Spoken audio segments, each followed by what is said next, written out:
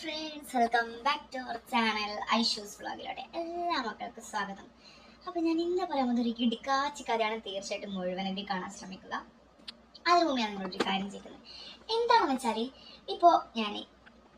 ഇപ്പോൾ നിങ്ങൾ ഒരാളുമായിട്ട് എല്ലാം കഴിഞ്ഞു, അതായത് എന്താണ് കഴിയാൻ പാടില്ലാത്തത് ആ കാര്യങ്ങളൊക്കെ കഴിഞ്ഞു.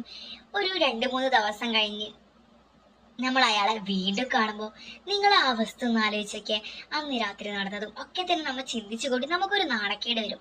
അത് നിങ്ങളെ പഠിപ്പിക്കുന്ന സ്വന്തം മാഷാണെങ്കിൽ അത് നിങ്ങൾ ചിന്തിച്ചൊക്കെ ആ കഴിഞ്ഞതിന് ശേഷം പിന്നീട് ഒരു ഫോൺ കോളോ ഒരു മെസ്സേജോ പിന്നീട് കണ്ടിട്ടേ ഇല്ല. പിന്നീട് 2 ആഴ്ച കഴിഞ്ഞിട്ടാണ് അദ്ദേഹത്തിനെ വീണ്ടും കാണുന്നതെങ്കിലോ പറയേണ്ട ആവശ്യമില്ല, അത്രയ്ക്കും നാണക്കേടായിരിക്കും, നമുക്കൊരു ചമ്മൽ തന്നെ ഉണ്ടാവും. അതുപോലുള്ള എൻ്റെ അനുഭവത്തെ കുറിച്ചാണ് ഞാൻ ഇന്ന് പറയാൻ പോകുന്നത്. അത് വേറെ ആരുമല്ല, അയൽവാസികളോ ഫ്രണ്ട്സോ ലവറോ കൂട്ടുകാരനോ കൂട്ടുകാരിയോ ആരുമല്ല, എന്നെ പഠിപ്പിക്കുന്ന എൻ്റെ സ്വന്തം മാഷായിരുന്നു. കിരൺ എന്നായിരുന്നു ആ മാഷിൻ്റെ പേര്. ഞാൻ എൻ്റെ ലൈഫിൽ ഒരിക്കലും മറക്കാൻ പറ്റാത്ത എൻ്റെ +2 ലൈഫിനെ കുറിച്ചാണ് ഞാൻ ഇന്ന് പറയാൻ പോകുന്നത്. തീർച്ചയായിട്ടും മുഴുവനായിട്ട് കഥ കേൾക്കാൻ ശ്രമിക്കുക. ഞാൻ എന്താണോ തമ്പനയിൽ പറഞ്ഞിട്ടുള്ളത് അത് നിങ്ങൾക്ക് കിട്ടിയിരിക്കും. അതായത് പൊങ്ങേണ്ടതൊക്കെ ഈ വീഡിയോയിൽ ഞാൻ നിങ്ങളെ തൃപ്തി ചെയ്യും. അപ്പോൾ തീർച്ചയായിട്ടും നിങ്ങൾ ഈ വീഡിയോ മുഴുവനായിട്ട് മാത്രം കാണാൻ ശ്രമിക്കുക. നിങ്ങൾ എന്ത് വിചാരിച്ചാണോ വന്നത് അത് തന്നെ ഈ വീഡിയോയിൽ ഉണ്ടാവും. അപ്പോൾ ഇഷ്ടപ്പെട്ട ലൈക്ക് ചെയ്യുക. നമുക്ക് നേരെ കഥയിലൂടെ കിടക്കാം. അങ്ങനെ SLC കഴിഞ്ഞ പാടെ ഞാൻ +1 അഡ്മിഷൻ എടുത്തു. പക്ഷേ അഡ്മിഷൻ എടുത്തത് ഞാൻ ദുബൈയിലായതുകൊണ്ട് തന്നെ എനിക്ക് ഗവൺമെന്റ് സ്കൂളിൽ കിട്ടിയിട്ടുണ്ടായിരുന്നില്ല. എനിക്ക് നല്ല പോലെ 8A+ ഒക്കെ ഉണ്ടായിരുന്നു. പക്ഷെ എനിക്ക് അവിടെ നിന്നും ക്ലാസ് കിട്ടിയിട്ടുണ്ടായിരുന്നില്ല. അതായത് ആരും കൊടുക്കാനുണ്ടായിരുന്നില്ല. ഫാമിലി എല്ലാവരും ദുബൈയിലായിരുന്നു. അങ്ങനെ ഞാൻ വന്ന ഉടനെ തന്നെ ഒരു പ്രൈവറ്റ് സ്കൂളിൽ അഡ്മിഷൻ ഒക്കെ എടുത്തു. അവിടെ ചേർന്നു +1. അങ്ങനെ +1 നല്ല ഫ്രണ്ട്സും നല്ല അടിപൊളി ക്ലാസ് ആയിരുന്നു. അതായത് ആർക്കും തന്നെ മിസ്സാവുന്നത്, ആർക്കും തന്നെ ഈ ക്ലാസ് ഒന്നും കഴിഞ്ഞില്ല എങ്കിൽ എന്ന് തോന്നുന്ന ഒരു ക്ലാസ് ആയിരുന്നു മക്കളെ +1 ലൈഫ് +2 ലൈഫ് എന്ന് പറയുന്നത്. അങ്ങനെ നല്ല രീതിയിൽ എൻജോയ് ചെയ്ത് +1 കഴിഞ്ഞ് പാസ്സൊക്കെ ആയി +2 കടക്കുമ്പോഴേക്കും നമുക്ക് വന്ന ഹിന്ദിക്ക് ഒരു മാഷുണ്ടായിരുന്നു. ആ മാഷി നമുക്ക് മാറി ഒരു പുതിയ കിരൺ എന്ന് പറഞ്ഞിട്ടുള്ള ഒരു മാഷ് വന്ന്. അങ്ങനെ അദ്ദേഹം എന്ന് പറയുന്നത് ക്ലാസ്സിലെ എല്ലാവർക്കും അദ്ദേഹത്തെ ഇഷ്ടപ്പെട്ടു. കാരണം എന്താണെന്ന് വെച്ചാൽ നല്ല മസിലും നല്ല മുടിയും നല്ല ഉള്ളുമുടിയും നല്ല കട്ടി താടിയും കട്ടി മീശയും നല്ല ഹൈറ്റും നല്ല വെയിറ്റും ഒക്കെയുള്ളൊരു മാഷ്. അതായത് ഞാൻ പറയുമ്പോൾ തന്നെ നിങ്ങൾ ഇമാജിൻ ചെയ്യണം, അതുപോലുള്ളൊരു മാഷായിരുന്നു. എനിക്ക് പിന്നെ ഫസ്റ്റ് തന്നെ അയാളൊരു വലിയ ഫീലിങ്സും തോന്നിയിട്ടില്ല. ക്ലാസ്സിൽ എല്ലാവർക്കും ഇദ്ദേഹത്തിനെ ക്രഷാണ്.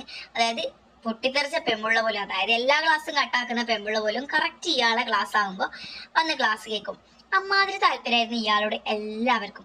ഞാൻ പറയുന്നത് അത്യാവശ്യം നല്ല കാപ്പി കളർ മുടിയും നല്ല സൗന്ദര്യവും നല്ല കളറും ഒക്കെയുള്ള ഒരു കുട്ടിയായിരുന്നു. ഞാൻ ക്ലാസ്സിൽ ഇടയ്ക്കിടയ്ക്ക് ചിരിച്ചു കൊണ്ടിരിക്കും.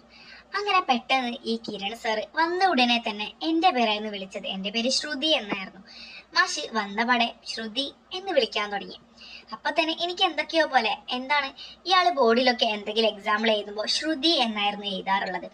എനിക്കാണെങ്കിൽ നാണക്കേട്. അതായത് ക്ലാസ്സിൽ 92 പിള്ളേരുണ്ട്.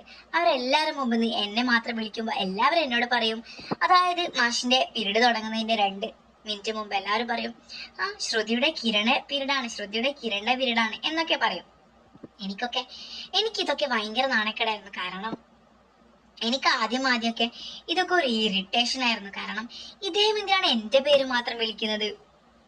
അങ്ങനെ ഇദ്ദേഹം എല്ലായിടത്തും എൻ്റെ പേര് മാത്രം, ഇദ്ദേഹം എന്തൊക്കെ പറയുമ്പോൾ എക്സാമ്പിളായിട്ട് ഞാൻ മാത്രമായിരുന്നു അദ്ദേഹത്തിന്റെ മനസ്സിലും അദ്ദേഹത്തിന്റെ വായിലും. അറ്റൻഡൻസ് വിളിക്കുമ്പോൾ അദ്ദേഹം എൻ്റെ പേര് വിളിക്കത്തില്ല. കാരണം ശ്രുതി ക്ലാസ്സിലുണ്ട് എന്നുള്ളതാണ് നിങ്ങൾക്ക് അറിയാം. എൻ്റെ അടുത്തെത്തുമ്പോൾ മാത്രം എൻ്റെ പേര് വിളിക്കാണ്ട് ഞാൻ അവിടെ പ്രസന്റ് പറയാൻ നിൽക്കുമ്പോൾ ഇദ്ദേഹം എൻ്റെ പേര് വിളിക്കത്തില്ല. ഞാൻ ഇങ്ങനെ വെയിറ്റ് ചെയ്യും, ഇതെന്താ എൻ്റെ പേര് മാത്രം വിളിക്കാത്തത്? അപ്പൊ തന്നെ എൻ്റെ കൂട്ടുകാരികൾക്കും എല്ലാവർക്കും മനസ്സിലാവും ഇദ്ദേഹത്തിന് എന്നോട് എന്തൊക്കെയോ ഉണ്ട് എന്നുള്ള കാര്യം. ആദ്യം എനിക്ക് ഇതൊക്കെ ഒരു ഇറിറ്റേഷൻ ആയിരുന്നു. എന്താണ് ഇദ്ദേഹം ഇങ്ങനെ? ആൾക്കാരൊക്കെ എന്നെ കിരൺ കിരൺ എന്ന് വിളിച്ച് കളിയാക്കിയാണ്. എനിക്കാണെങ്കിൽ നാണക്കേടും ഒക്കെ തന്നെ ഉണ്ടായി. പിന്നെ ഒരു ദിവസം ഞാൻ നോട്ട് കംപ്ലീറ്റ് ആക്കാൻ വേണ്ടി അദ്ദേഹത്തിൻ്റെ അടുത്ത് പോയിട്ടുണ്ടായിരുന്നു. അപ്പൊ അദ്ദേഹം എന്നോട് പെട്ടെന്ന്, ശ്രുതി മോളെ നിനക്ക് എന്താ പറ്റിയത് എന്ന് ചോദിക്കുമ്പോൾ എനിക്ക് വല്ലാണ്ട്, ഞാൻ അവിടെ സ്റ്റാഫ് റൂമിലായിരുന്നു ഉണ്ടായിരുന്നത്, പെട്ടെന്ന് ഈ സാറ് എന്നോട് ശ്രുതി മോളെ എന്ന് വിളിക്കുമ്പോൾ എനിക്ക് എവിടെ നിന്നില്ലാത്ത ഒരു ഫീലിങ്സ് ഇദ്ദേഹത്തിനോട് തോന്നി. എന്താണ് എനിക്ക് അവിടെ അപ്പോൾ സംഭവിച്ചത് എന്നറിയത്തില്ല. ഞാൻ അവിടെ നിന്ന് നോട്ട് കാണിച്ച് പെട്ടെന്ന് എൻ്റെ നോട്ട് കംപ്ലീറ്റ് ആയിരുന്നില്ല. അപ്പോൾ അദ്ദേഹം ഞെട്ടിപ്പോയി. കാരണം ഞാനൊരു കുറച്ച് എത്ര കളിക്കെങ്കിലും പഠിക്കേണ്ടടുത്ത് പഠിക്കുന്ന ഒരു കുട്ടിയായിരുന്നു. പെട്ടെന്ന് എൻ്റെ നോട്ട് കംപ്ലീറ്റ് ആവാത്തപ്പോൾ അദ്ദേഹം ഒന്ന് ഞെട്ടി. എന്നോട് ചോദിച്ചു, മോളെ ശ്രുതി, നിന്റെ നോട്ട്?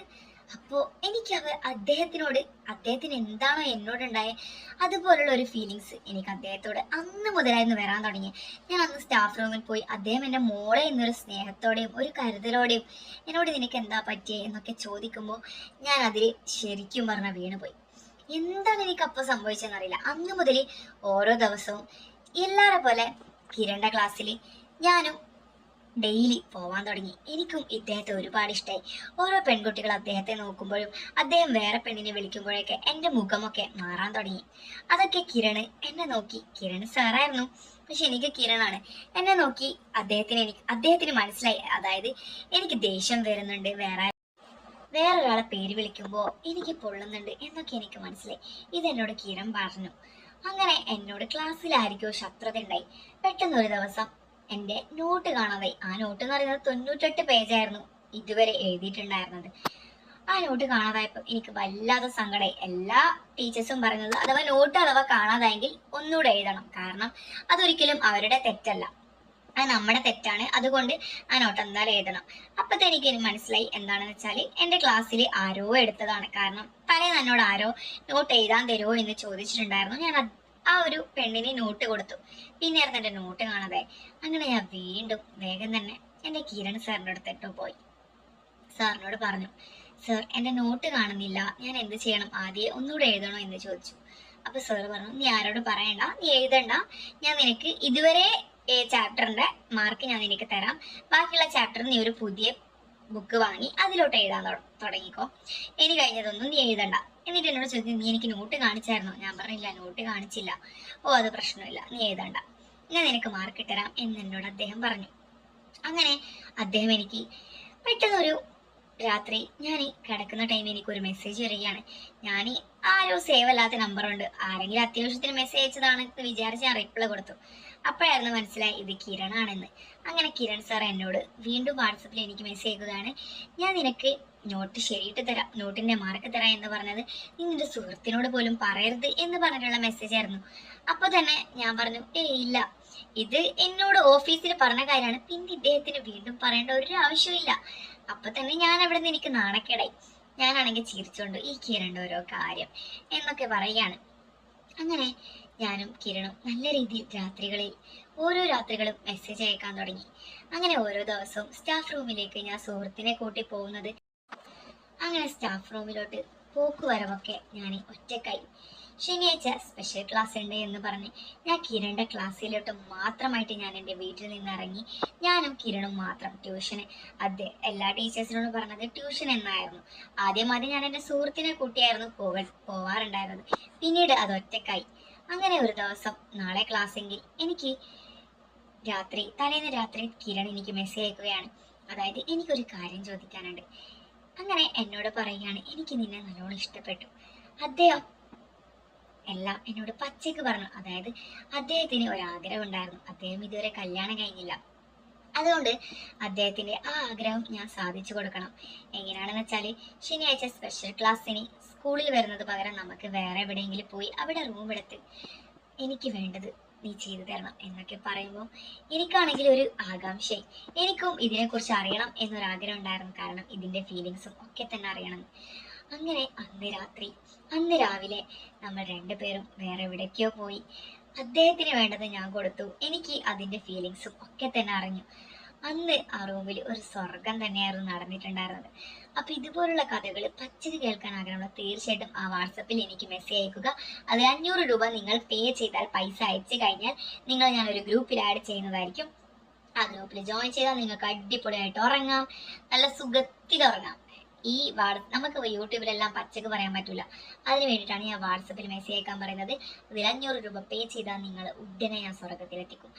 പിന്നെ ഞാൻ എൻ്റെ കുറേ ഡിലീറ്റ് പോയ വീഡിയോസ്, അതായത് നല്ലോണം പച്ചക്ക് പറയുന്ന വീഡിയോസ് ഒക്കെ എൻ്റെ നിന്ന് ഡിലീറ്റ് ചെയ്തിട്ടുണ്ട് യൂട്യൂബർ. അത് ഞാൻ മെമ്പർഷിപ്പിൽ ഇട്ടിട്ടുണ്ട്. അപ്പോൾ മെമ്പർഷിപ്പിൽ കാണാൻ ആഗ്രഹമുള്ളവർ തീർച്ചയായിട്ടും മെമ്പർഷിപ്പിൽ ജോയിൻ ചെയ്യുക. മെമ്പർഷിപ്പിൽ ജോയിൻ ചെയ്താൽ നിങ്ങൾക്ക് ഒരു നഷ്ടമില്ല, നിങ്ങൾക്ക് 10 ഇരട്ടി സന്തോഷം ഞാൻ തരും. വാട്സപ്പിൽ ജോയിൻ ചെയ്യാൻ ആഗ്രഹമുള്ളവർ മെമ്പർഷിപ്പിൽ ജോയിൻ ചെയ്യാൻ ആഗ്രഹമുള്ളവർ മെമ്പർഷിപ്പിൽ ജോയിൻ ചെയ്യുക. അപ്പൊ എന്നെയും എന്റെ വീഡിയോസും എന്റെ ചാനലും ഇഷ്ടപ്പെട്ടവർ തീർച്ചയായിട്ടും ലൈക്ക് ചെയ്യാനും ഷെയർ ചെയ്യാനും സബ്സ്ക്രൈബ് ചെയ്യാനും മറക്കരുത്. അടുത്തൊരു വീഡിയോ ആയിട്ട് വരുന്നവരേക്കും ബൈ ബൈ.